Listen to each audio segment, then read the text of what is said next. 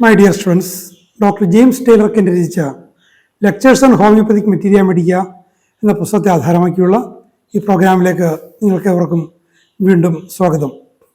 ഈ പരമ്പരയുടെ 240ാമത്തെ എപ്പിസോഡിൽ പുതിയൊരു അധ്യായം ആരംഭിക്കുകയാണ്. കാലി അയോഡാറ്റം. ചെറിയൊരു അധ്യായമാണ്, എങ്കിലും വളരെ പ്രധാനപ്പെട്ട ഒരു ആൻറ്റിസോറിക്കും ആൻറ്റിസിഫിലിറ്റിക്കുമാണ് ഈ ഔഷധം. അതിൻ്റെ ശ്രദ്ധേയമായ ചില മെൻ്റൽ സിംറ്റംസും ചില ഹെഡ് സിംറ്റംസും ഡിസ്ചാർജസും ഒക്കെ ഇതിലുണ്ട്.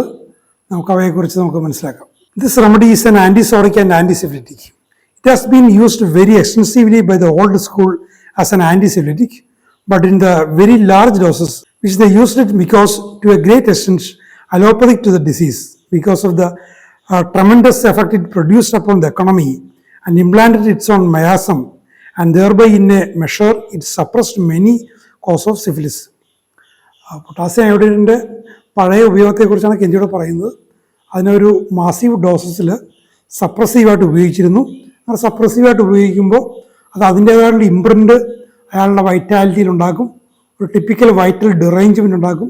അങ്ങനത്തെ ഒരു മയാസം അത് അവിടെ എംബഡ് ചെയ്യും. അങ്ങനെ സംഭവിച്ചൊരു ചരിത്രമുണ്ട്. അപ്പോൾ അതിനെ തുടർന്ന് വരുന്ന ആ ഒരു പാരമ്പര്യമുള്ള കേസുകളിൽ ഹോമിയോപ്പതിക് പ്രിപ്പറേഷനുള്ള കാലി അയോഡാറ്റത്തിന് സവിശേഷമായ പ്രയോഗമുണ്ടെന്നാണ് കെൻ്റ് പറഞ്ഞു വരുന്നത്. The medicines that are the most powerful substances are really those that sustain a homeopathic relation to the disease in general, and of these the very smallest dose will cure the similar.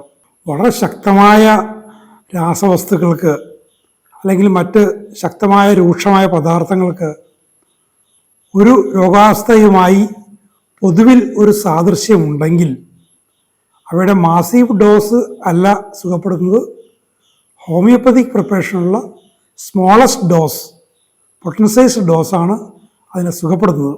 അപ്പോൾ കെൻ്റിയോട് പറയുന്നത് ഹോമിയോപ്പതിയുടെ ഒരു concept, homoeopathic മെഡിസിൻസെക്കുറിച്ച് doctor Samuel Hahnemann പഠിപ്പിച്ച ആ basic കോൺസെപ്റ്റാണ് കെൻ്റിയോട് ഒന്നുകൂടി പറയുന്നത്.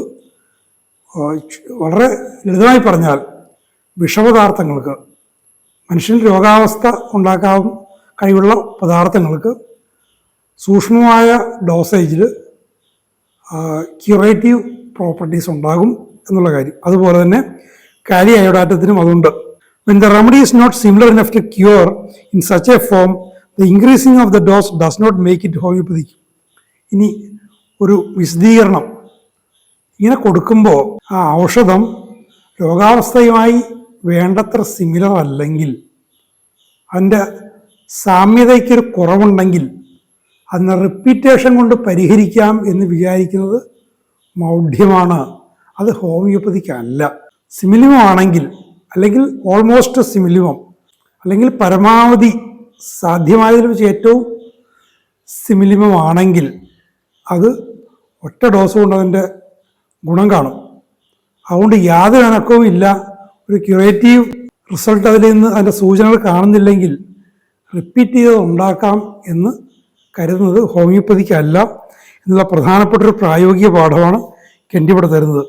There is an idea in vogue that increasing the dose makes the remedy similar.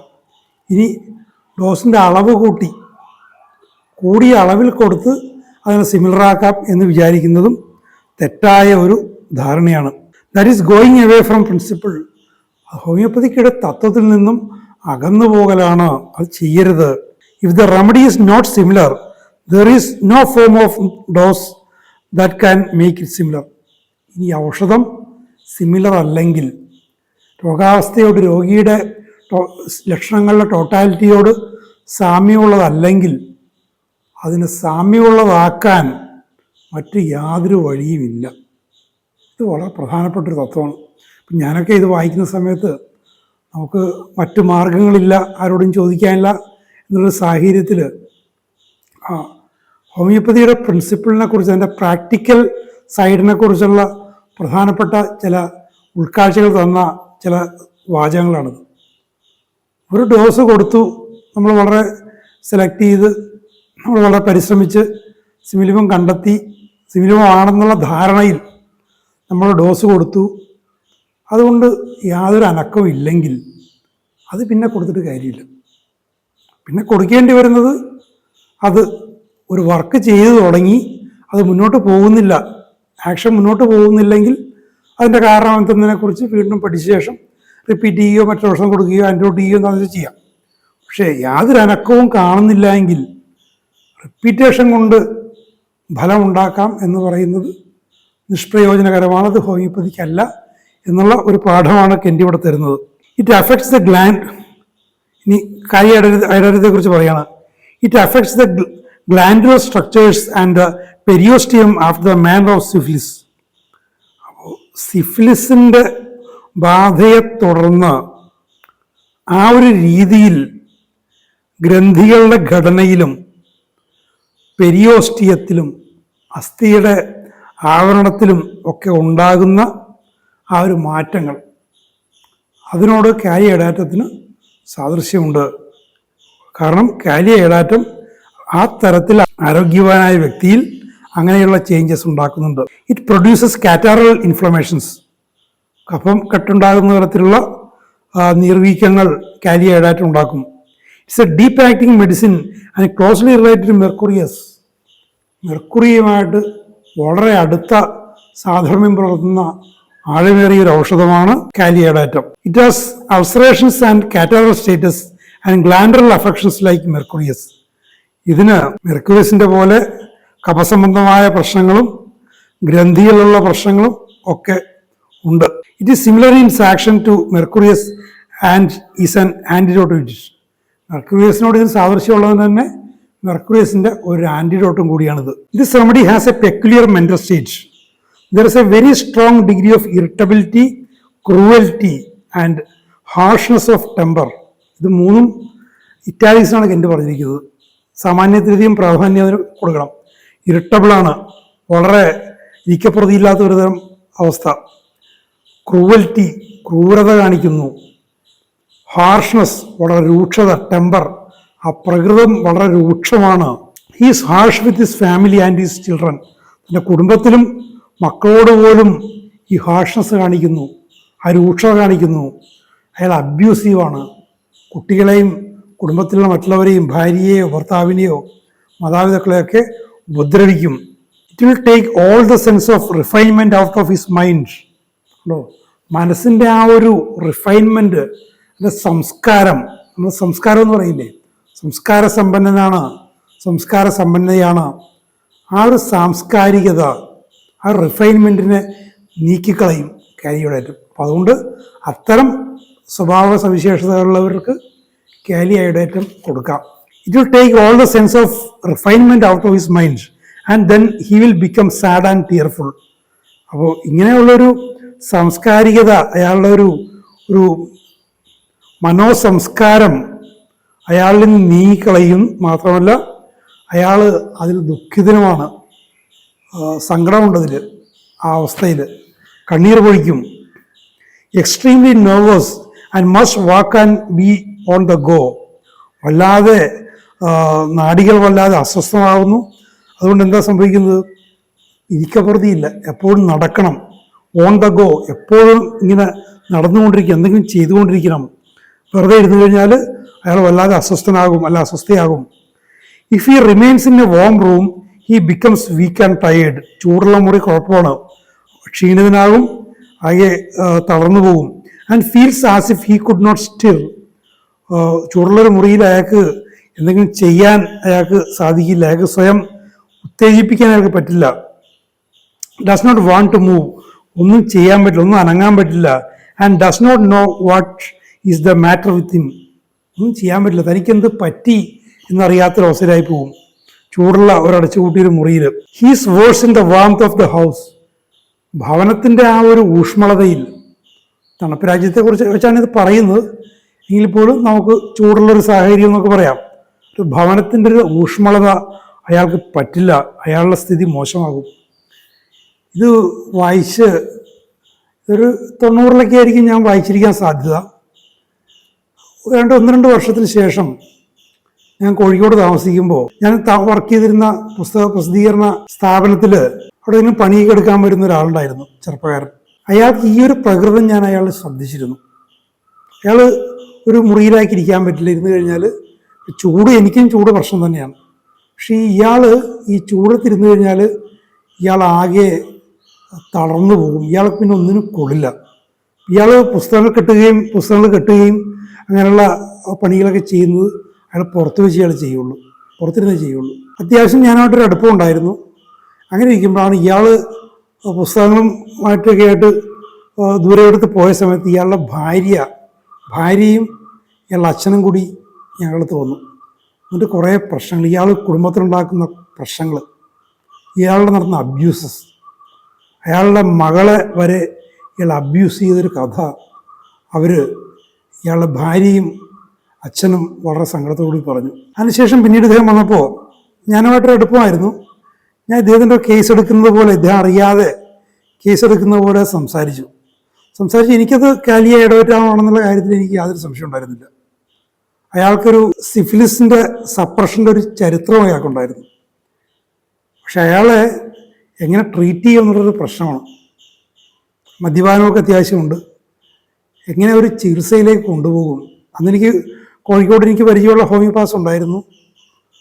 ഞാൻ ഒന്ന് കൊണ്ടുപോയി, പക്ഷേ ചികിത്സയോട് സഹകരിച്ചിരുന്നെങ്കിൽ വീട്ടുകാരൊക്കെ അതിന് പിന്തുണയ്ക്കാൻ തയ്യാറായിരുന്നു.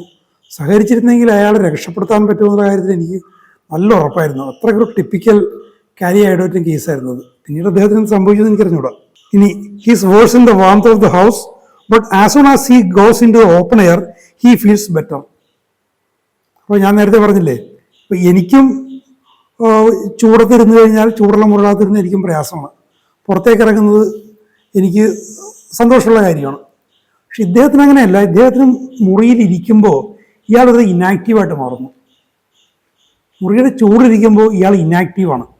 ഇയാളെ കൊണ്ട് ഒരു പണി പറഞ്ഞാലും ചെയ്യില്ല. നല്ല ഹാർഡ് വർക്കിംഗ് മനുഷ്യനാണ്. പക്ഷേ ഈ പുറത്തിരുന്നുള്ള പണികൾ ചെയ്യും, എല്ലാം പെറുക്കി പുറത്തുകൊണ്ട് വെക്കും. അങ്ങനെ അയാൾ ചെയ്യുള്ളൂ. അപ്പം അതുകൊണ്ട് എനിക്ക് ആ വ്യത്യാസം വളരെ സൂക്ഷ്മമായിട്ട് എനിക്ക് മനസ്സിലാക്കാൻ പറ്റി. And as soon as he begins to walk he feels still better and can walk long distance without fatigue. ഇനി പുറത്തേക്ക് ഇറങ്ങി അത് നടക്കാൻ തുടങ്ങി. കുറച്ച് നടന്നു കഴിഞ്ഞാൽ ഇയാൾക്ക് വളരെ സന്തോഷമാണ്. ഈ പറഞ്ഞ ഒരാൾ തലയിൽ പുസ്തകമൊക്കെ ഇട്ട് വെച്ചുകൊണ്ട് എത്ര നടക്കാനും ഒരു കുഴപ്പമില്ല. അവിടെ എന്നെയൊക്കെ സംബന്ധിച്ച് ഞാനത് കമ്പയർ ചെയ്ത് എങ്ങനെ, എന്നെ സംബന്ധിച്ചിടത്തോളം നടക്കുന്ന ഇഷ്ടമാണ്, നടക്കാറുണ്ട്. പക്ഷേ നടക്കുമ്പോൾ ശരീരം ഉഷ്ണിക്കുമ്പോൾ എനിക്ക് വല്ലാത്ത പ്രയാസമാണ്, അസ്വസ്ഥയാണ്. ഇയാൾക്ക് അങ്ങനത്തെ യാതൊരു പ്രശ്നമില്ല. ഞാൻ ശ്രദ്ധിക്കുമായിരുന്നു, ഷർട്ടൊക്കെ ഫുൾ ബട്ടൺ ഇട്ടിട്ടുണ്ട് അയാൾ നടക്കും. മിഠായിത്തെരുവിൽ നിന്നും ബസ് സ്റ്റാൻഡ് വരെ, റെയിൽവേ സ്റ്റേഷൻ വരെയൊക്കെ നല്ല ഭാരമുള്ള ചുവടുമായിട്ട് ഒറ്റ നടപ്പാണെന്ന് കളയും, ഒരു പ്രയാസമില്ല.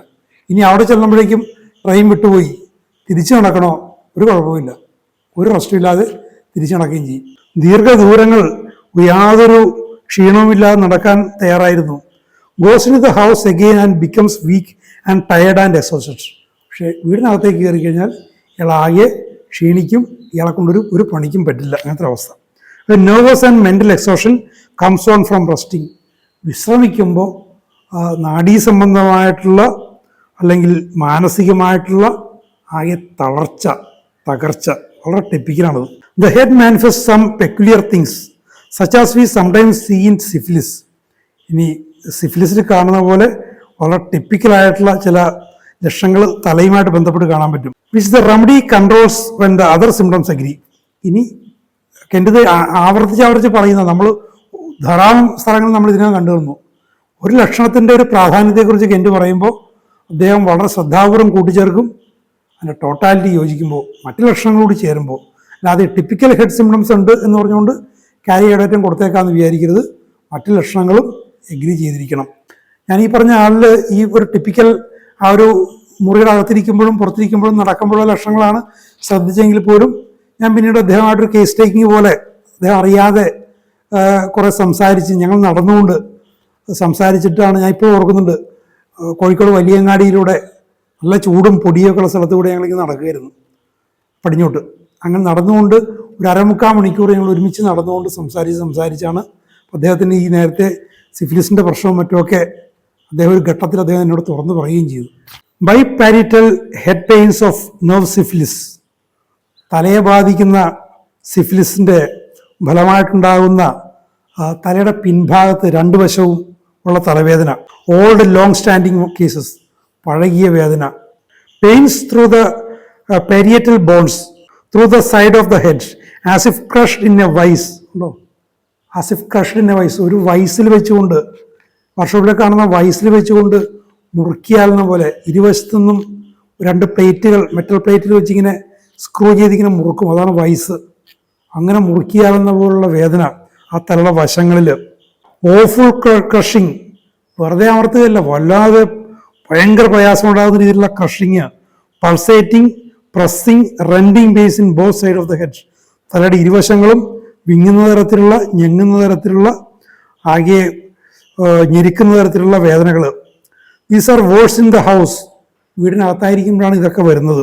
ഞാൻ ഈ പറഞ്ഞ കേസിനെ സംബന്ധിച്ച് അയാൾക്ക് അങ്ങനെ വലിയ തലവേദനകളൊന്നും ഇല്ലായിരുന്നു. പക്ഷേ അകത്തിരിക്കുമ്പോൾ ഞാൻ പിന്നീട് പല തവണ ശ്രദ്ധിച്ചു നോക്കി. ഇയാളെ എന്തെങ്കിലുമൊക്കെ പറഞ്ഞ് അകത്തിരുത്താൻ നോക്കി. അകത്തിരുന്ന് കുറച്ച് കഴിയുമ്പോഴേക്കും തലക്കാകിയ പ്രയാസം, തലവേദന. അപ്പോൾ ഞാൻ ചോദിക്കും, എവിടെ വേദന? ഈ ഭാഗത്ത് വേദന, 2 വശത്തുണ്ട്, അങ്ങനെയൊക്കെ പറയും. പക്ഷെ അത് അത്ര ഒരു പ്രൊമിനൻറ്റ് സിംറ്റം ആയിരുന്നില്ല. And better from warm than from motion.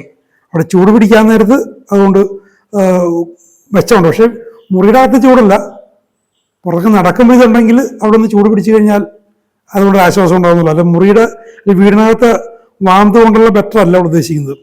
And from motion, ചലിക്കുമ്പോൾ. Better walking in open air, തുറസായ വായുവിൽ നടക്കുമ്പോൾ. All through the head there are pains like knife stabs. തല മുഴുവൻ കത്തിക്ക് കുത്തുന്ന പോലുള്ള വേദന. ലൈക്ക് നെയിൽസ് ഡ്രിവൺ ഇൻ, ആണി അടിച്ചിറക്കുന്ന പോലുള്ള വേദന. ലാൻസിനേറ്റിംഗ് പെയിൻസ്, കുന്തം കൊണ്ട് കുത്തുന്ന പോലെ വേദന. Cutting pains in the scalp, സ്കാൽപ്പിനെ കത്തിക്ക് വെട്ടിമുറിക്കുന്ന വേദന. In the temples or the eyes, through the eyes. ടെമ്പിൾസിൽ, കണ്ണിൻ്റെ അവിടെ, കണ്ണിലൂടെ ഒക്കെ ഇങ്ങനെ കുത്തുന്ന പോലെ, വെട്ടുന്ന പോലെ, കുത്തുന്ന പോലെ എല്ലാ തരത്തിലുള്ള വേദനകളും. The pericranium become sensitive and filled with nodules. പ്രധാനപ്പെട്ട ഒരു ലക്ഷണം. തലയോട്ടിൻ്റെ ഉള്ളിലെ ആവരണം, ആ ആവരണത്തിൽ നൊഡ്യൂൾസ് ഉണ്ടായിട്ട് അത് പുറത്തേക്ക് തള്ളി വരിക വരെ ചെയ്യുന്നത്. പെരിക്രേനിയത്തിൽ, തലയോട്ടി ആവരണത്തിൽ നിറയെ നൊഡ്യൂൾസ്, കല്ലിപ്പുകൾ, കട്ടകൾ പോലെ. അത് വളരെ സെൻസിറ്റീവ്, തലയോടി വളരെ സെൻസിറ്റീവ് ആവുന്നു. The scalp breaks out with nodal eruptions. അങ്ങനെ ഈ സ്കാൽപ്പിൽ പുറത്തേക്ക് ഈ നോഡൽ ഇറപ്ഷൻസ് ഇയാൾക്ക് വരും. Tuberculous eruptions, syphilitic eruptions. Tubercular സ്വഭാവമുള്ള, സിഫ്ലിറ്റിക് സ്വഭാവമുള്ള പരുക്കൾ, ഇറപ്ഷൻസ്. ഇനി കൊട്ടേഷനാണ്. Scalp painful on scratching as if ulcerated. തലയിൽ വ്രണങ്ങളുള്ള പോലെ, തല ഇങ്ങനെ ചൊറിയുമ്പോൾ വ്രണത്തിൽ ചൊറിയുന്ന പോലുള്ള തരത്തിലുള്ള വേദന. വീണ്ടും കൊട്ടേഷനാണ്.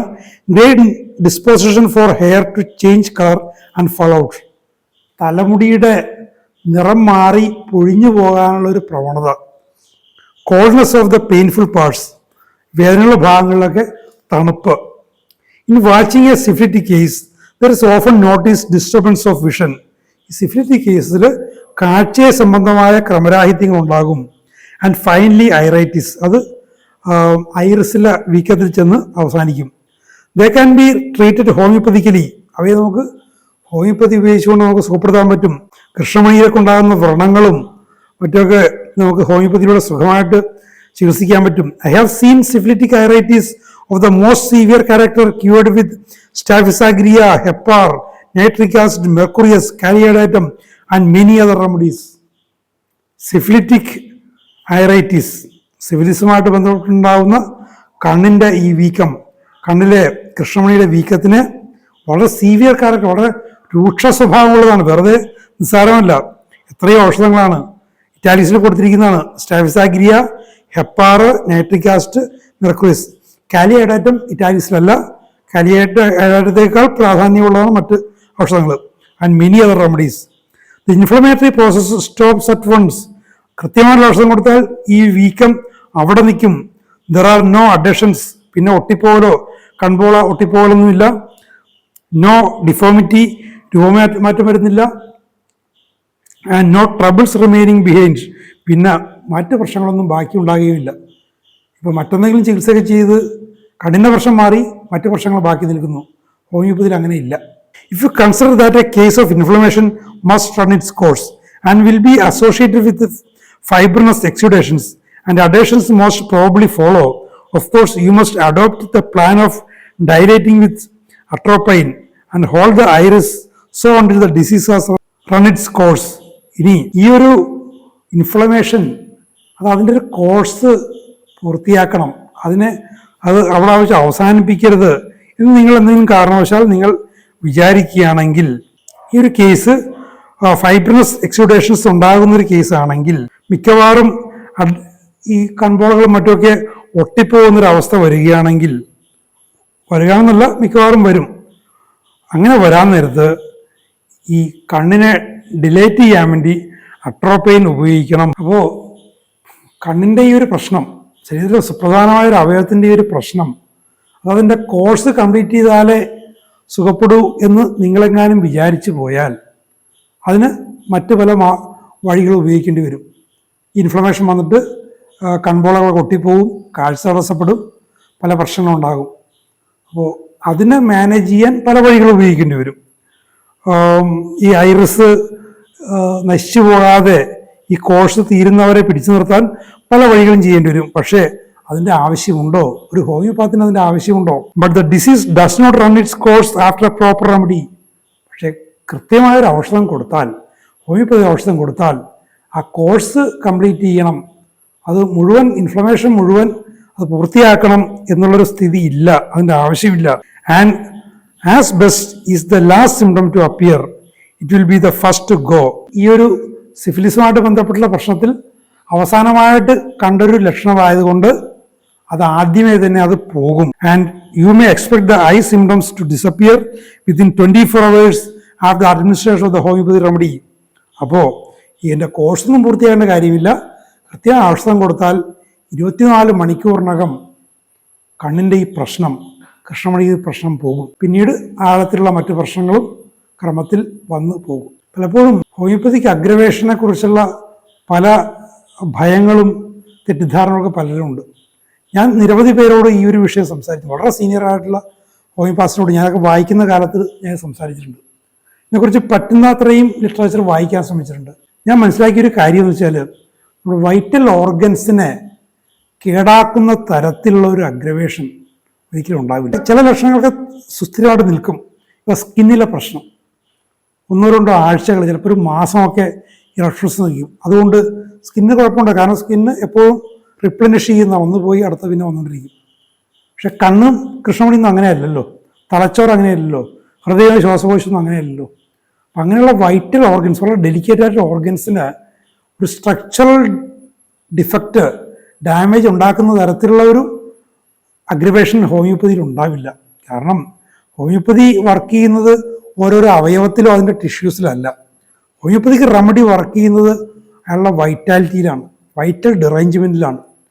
അതിനെ ഹീൽ ചെയ്യുന്ന വൈറ്റൽ റിയാക്ഷൻ ഉണ്ടായിക്കൊണ്ടാവും. ഈ വൈറ്റൽ റിയാക്ഷൻ എന്ന് പറയുന്നത് തന്നെ ജീവൻ്റെ പ്രവർത്തനമാണ്, ജീവൻ്റെ ലക്ഷണമാണ്, ജീവൻ്റെ സ്വഭാവമാണ്, ശരീരത്തെ ശരിയായ രീതിയിൽ ആരോഗ്യത്തിൽ നിലനിർത്തുക എന്ന് പറയുന്നത്. ഒരു വൈറ്റൽ റിയാക്ഷൻ കൊണ്ട് ശരീരത്തിൻ്റെ സുസ്ഥിതിയെ തകരാറിലാക്കുന്നൊന്നും സംഭവിക്കില്ല. തിയറട്ടിക്കലി അത് വളരെ ക്ലിയറാണ്. പ്രായോഗിക തലത്തിലും അങ്ങനെ തന്നെയാണെന്നാണ് ഇതിനെക്കുറിച്ച് ഞാൻ നടത്തിയ അന്വേഷണങ്ങൾ മനസ്സിലാക്കിയിട്ടുള്ളത്. അപ്പം അതുകൊണ്ട് കണ്ണിൻ്റെ കൃഷ്ണമണിയെ പോലുള്ള പ്രശ്നങ്ങളിലൊക്കെ ഒന്ന് വേഗം പോകും. പക്ഷേ ത്വക്കിലെ പ്രശ്നങ്ങളൊക്കെ ഇപ്പോൾ ഞാൻ പറഞ്ഞിട്ടുണ്ട്, എൻ്റെ ത്വക്കിൽ വന്ന വാട്സും മറ്റുമൊക്കെ 2 ആഴ്ചയോളം നിന്നിട്ടുണ്ട്. ചില ഇറപ്ഷൻസ് 2 മാസത്തോളം വരെ നിന്ന അനുഭവമുണ്ട്. അപ്പോൾ അത് പോയിക്കോളും. പക്ഷേ മറ്റ് തലച്ചോറിനുമായിട്ട് ബന്ധപ്പെട്ടതോ കണ്ണുമായിട്ട് ബന്ധപ്പെട്ടോ ഒക്കെ കാതുമായിട്ട് ബന്ധപ്പെട്ടൊന്നും അങ്ങനെ നിൽക്കില്ല. ഇവിടെ 24 മണിക്കൂറിനകം അത് സുഖപ്പെട്ടുകൊള്ളും. This remedy has marked conjunctival trouble with green catarrhal discharge from eyes. ഇനി കണ്ണിൻ്റെ രോഗം, കണ്ണിക്കാടെന്നൊക്കെ പറയുന്ന പ്രശ്നങ്ങൾ, പച്ച നിറത്തിലുള്ള കഫം ഡിസ്ചാർജ് കണ്ണിൽ നിന്ന് വരുന്നു. This green character applies whenever you can find discharges. കാലി അയഡാറ്റത്തിൻ്റെ ഡിസ്ചാർജസ് എവിടെയൊക്കെ കണ്ടാലും എപ്പോഴൊക്കെ കണ്ടാലും ആ ഒരു ഗ്രീനിഷ്നെസ് ഉണ്ട്. There is copious thick green expectoration. വളരെ ധാരാളമായിട്ടുള്ള കട്ടിയുള്ള പച്ച നിറത്തിലുള്ള എക്സ്പെക്ട്രേഷൻ, കഫം പോക്ക്. Green discharges of mucopus from nose. മ്യൂക്കിൽ നിന്നും കഫവും പഴുപ്പും കലർന്നു പോകുമ്പോഴും അവിടെ ഗ്രീനിഷ്നെസ് ആണ്. From the eyes, from the ear, thick greenish leucorrhoea. കണ്ണിൽ നിന്നും കാതിൽ നിന്നും അങ്ങനെ തന്നെ. ഇനി ലുക്കോറിയുടെ കാര്യത്തിലും ഗ്രീനിഷാണ്. Green discharge from ulcers. വ്രണങ്ങളിൽ നിന്നും പച്ച നിറത്തിലുള്ള ഡിസ്ചാർജസ് ഉണ്ടാകുന്നു. These thick green or yellowish green discharges R sometimes very fetid. ഈ പച്ച നിറത്തിലോ മഞ്ഞ കിടന്ന പച്ച നിറത്തിലുള്ള ഈ ഈ ഡിസ്ചാർജസ് ചില സമയത്ത് വളരെ ദുർഗന്ധമുള്ളതായിരിക്കും, എല്ലായ്പ്പോഴും ആണെന്നില്ല. At times when you examine the conjunctiva, it seems to puff out as though water were behind it. ഇനി കണ്ണിൻ്റെ കൺജക്റ്റീവ നിങ്ങൾ പരിശോധിക്കുകയാണെങ്കിൽ അവിടെ വെള്ളം കെട്ടി നിൽക്കുന്നത് പോലെ തോന്നും. Chemosis, iodate of potash produces that state. കണ്ണിലിങ്ങനെ വെള്ളം ഇങ്ങനെ സഞ്ചി പോലെ നിൽക്കുന്നൊരവസ്ഥ കണ്ണിൻ്റെ വെള്ളയിൽ. ഇനി കൊട്ടേഷനാണ്, കീമോസിസ് പ്യൂറിലൻ സെക്രഷൻ, പ്യൂറിനായിട്ട് സെക്രഷനുള്ള കീമോസിസും ആകാം. Kali iodatum also produces oedema of the lids and injection and tumefaction of the conjunctiva. Conjunctiva ഞാൻ നേരത്തെ പറഞ്ഞ പോലെ വെള്ളം കെട്ടിയിട്ട് അവിടെ ഇങ്ങനെ വീർത്തിരിക്കുന്നൊരവസ്ഥ അതുകൊണ്ടാകും. കണ്ണിൻ്റെ പോളകളിലും അങ്ങനെയുള്ള വെള്ളക്കെട്ട്, നീർക്കെട്ടുണ്ടാകാം. The mucous membrane becomes red, raw and bleeding. കണ്ണിൻ്റെ ആ ഒരു ശ്ലേഷ്മസ്തരം ചുവന്ന നിറത്തിലാവുന്നു, അതിൽ നിന്ന് രക്തവാർച്ച വരെ ഉണ്ടാകാം. The vessels are enlarged and the surface is very sore. കണ്ണിലെ രക്തക്കുഴലുകൾ വലുതാകുന്നു, ചുവന്ന് തടിക്കുന്നു, വേദനയുണ്ട്. ഇൻഫ്ലെയിംഡ് ആൻഡ് സ്മാർട്ടിങ്, നീറ്റലുണ്ട്, വീക്കമുണ്ട്. He's compelled to hold the eyelids during winking. കണ്ണ് ചിമ്മുമ്പോൾ ഐലിഡ്സ് ഇങ്ങനെ പിടിക്കാൻ, കൈകൊണ്ട് പിടിക്കണമെന്ന് തോന്നും, അതിന് നിർബന്ധിതനാവും. ദ വിങ്ങിങ് ഈസ് പെയിൻഫുൾ, കാരണം കണ്ണ് ചിമ്മൽ വേദനാജനകമാണ്. And causes scratching. ഈ കണ്ണിലെ രക്തക്കുഴലുകൾക്ക് ഇങ്ങനെ വേദനാജനകമായിട്ട് വീർത്തിരിക്കുന്നത് കൊണ്ട് കൺചിമ്മൽ വേദനാജനകമാണ്. കോസസ് സ്ക്രാച്ചിങ്, അവിടെ ഉരഞ്ഞ് പൊട്ടാം. ആശ്രമ സ്ഥാനം ഇവിടെ മണ്ണുള്ളതുപോലെ, കണ്ണിൽ മണ്ണ് വീണാൽ കണ്ണ് ചിമ്മ എങ്ങനെ ഉരയുമോ അങ്ങനെ ഉരയും.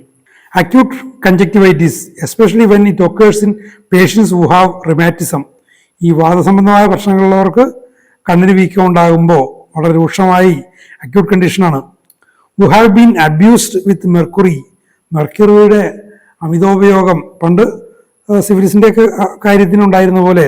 Or those afflicted with syphilis, അല്ലെങ്കിൽ സിഫിലിസ് ബാധിച്ച് കണ്ണിൽ വീക്കം ഉണ്ടാകുന്ന പോലെ. Syphilitic and rheumatic affections of the eye. വാദവുമായിട്ടും സിഫിലിസുമായിട്ട് ബന്ധപ്പെട്ട് കണ്ണിനുണ്ടാകുന്ന പ്രശ്നങ്ങളൊക്കെ കാലിയഡാറ്റം കവർ ചെയ്യുന്നുണ്ട്. വളരെ ഉപകാരപ്രദമായ ഒരു ഔഷധമാണ്. സിഫിലിസിൻ്റെ സപ്രഷനുമായിട്ട് ബന്ധപ്പെട്ട് മുൻകാലങ്ങളിൽ ഉണ്ടായത്ര വ്യാപകമായ പ്രയോഗവും ഉപയോഗവും ഇല്ലെങ്കിൽ പോലും ഇന്നത്തെ കാലഘട്ടത്തിലും സിഫിലിസിൻ്റെയൊക്കെ ജനറേഷണൽ ചേഞ്ചസ് ഇന്നും നമ്മുടെ പല തലമുറകളും പേറുന്നുണ്ട്. അത് വളരെ വ്യക്തമാണ്. അത്തരം സാഹചര്യങ്ങളിലൊക്കെ ശരിയായ രീതിയിൽ കേസ് പഠിച്ചു കഴിഞ്ഞാൽ നിങ്ങൾക്ക് ഞാൻ നേരത്തെ പറഞ്ഞ പോലെ കാലിയഡാറ്റ കേസുകൾ നിങ്ങൾക്ക് കിട്ടും. ശ്രദ്ധാപൂർവ്വം മനസ്സിലാക്കി അത് നമുക്ക് പ്രയോഗിക്കുക. ഇതുപോലെ വിലപ്പെട്ട വിവരങ്ങൾ തുടർന്ന് വരുന്നുണ്ട്. 2 എപ്പിസോഡേ ഉള്ളൂ. അടുത്ത എപ്പിസോഡോട് ഈ അധ്യായം തീരുന്നതായിരിക്കും. Thank you very much for watching.